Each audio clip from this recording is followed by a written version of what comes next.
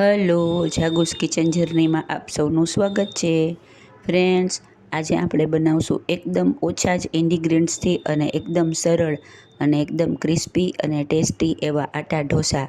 આ આટા ઢોસા એટલા હેલ્ધી, ટેસ્ટી અને એટલા ઝડપથી બની જાય છે ને કે હું તમને શું કહું. તો ચાલો શરૂ કરીએ. સૌથી પહેલાં મેં 1 કપ ઘઉંનો લોટ લીધો છે. આ આપણે રોટલી કરીએ તે જ લોટ છે. આમાં ફક્ત આપણે એક જ લોટનો ઉપયોગ કરીએ છીએ. ત્યારબાદ આપણે તેને જરૂર મુજબ પાણી નાખી અને તેનો એકદમ સરસ બેટર રેડી કરીશું. પાણી ધીમે ધીમે નાખતા જવાનું છે અને મિક્સ કરતા જવાનું છે અને તેમાં બિલકુલ લમ્પ્સ ન રહે તેનું ધ્યાન રાખવાનું છે.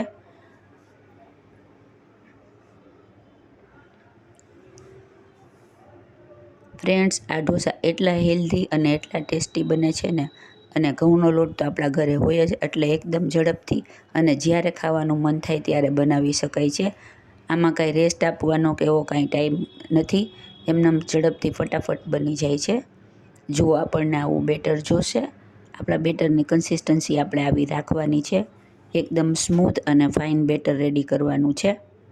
જુઓ, ચમચા ઉપર લઈ અને આપણે આવી રીતે હાથેથી કરીએ ને તો બેટર નીચેથી મિક્સ ન થઈ જાય તેવી કન્સિસ્ટન્સી આપણને જોશે. ત્યારબાદ તેમાં સ્વાદ મુજબ મીઠું એડ કરીશું અને ત્યારબાદ મેં બ્લુ કલરનું ઈનોનું પાઉચ આવે છે તે લીધું છે. તેમાંથી આપણે 1 ચમચી આપણે ઈનો એડ કરીશું. આ માપ પ્રમાણે 1 ચમચી ઈનો એડ કરેલ છે. 1 કપ ઘઉંનો લોટ હોય ને તો 1 ચમચી ઈનો એડ કરવાનો છે. ઘઉંનો લોટ વજનમાં આશરે 200 ગ્રામ જેટલો છે. પછી તેને એકદમ આપણે સરસ એક ડિરેક્શનમાં ચલાવી લેશું. આપણું બેટર એકદમ સરસ ફ્લપી અને એકદમ સ્મૂધ થઈ જશે. ફ્રેન્ડ્સ, આટલા માપમાંથી 4 થી 5 ઢોસા રેડી થશે અને એકદમ સરસ મોટા અને સરસ રેડી થશે. હવે આપણે તવો ગરમ કરી લેવાનો છે અને તેને આપણે તેલથી ગ્રીસ કરી લેશું. તવાને બધી સાઈડથી સરસ રીતે ગરમ કરી લેવાનો છે.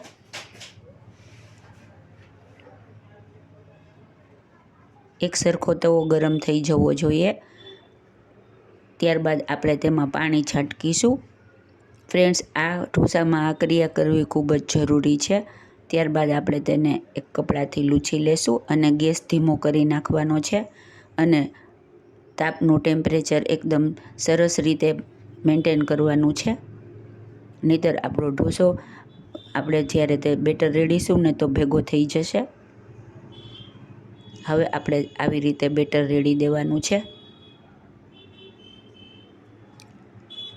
ત્યારબાદ અંદરથી બહારની બાજુએ આવતા જાય તેવી રીતે આપણે ઢોસાને સ્પ્રેડ કરતા જશું. જો આવી રીતે એકદમ સરસ આપણો ઢોસો સરસ રીતે સ્પ્રેડ થઈ જશે.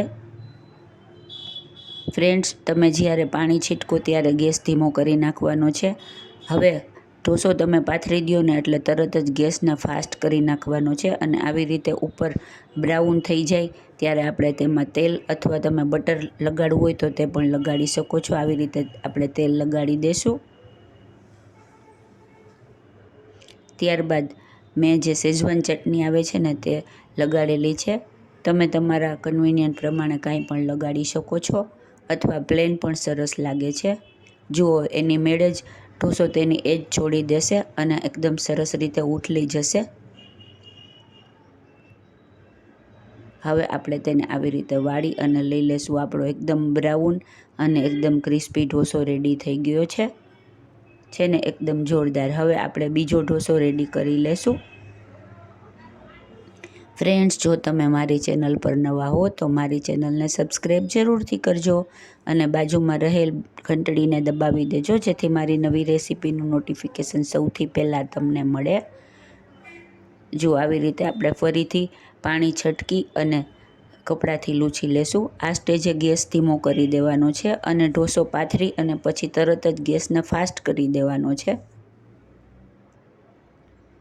આવી રીતે પહેલાંની જેમ જ અંદરથી બહાર જતા જઈ અને આપણે ઢોસાને ફેલાવી દેશું. ફ્રેન્ડ્સ, સવારના ખાવું હોય તો પણ આ એકદમ સરસ અને હેલ્ધી નાસ્તો છે અને ફટાફટ રેડી થઈ જાય છે. જુઓ, હવે આપણે આ વખતે ઢોસાને આવી રીતે રોલની જેમ વાળી લેશું. છે ને એકદમ જોરદાર અને એકદમ આસાનીથી અને એકદમ સરસ રીતે આપણો રોલ વળીને રેડી થઈ ગયો છે. હવે મેં તેને વઘારેલા દહીં સાથે સર્વ કર્યો છે. તમે કોઈ પણ વસ્તુ સાથે સર્વ કરી શકો છો. આ આપણા શેઝવાન ચટણીવાળા ઢોસા છે ને એકદમ જોરદાર. જો હવે આપણે તેને તોડીને જોઈ લેશું. એકદમ કડક અને એકદમ ક્રિસ્પી એવા આપણા આટા ઢોસા રેડી છે. એકદમ ઓછી વસ્તુમાંથી અને એકદમ ઝડપથી બની જતા એવા આપણા હેલ્ધી અને ટેસ્ટી ઢોસા રેડી છે.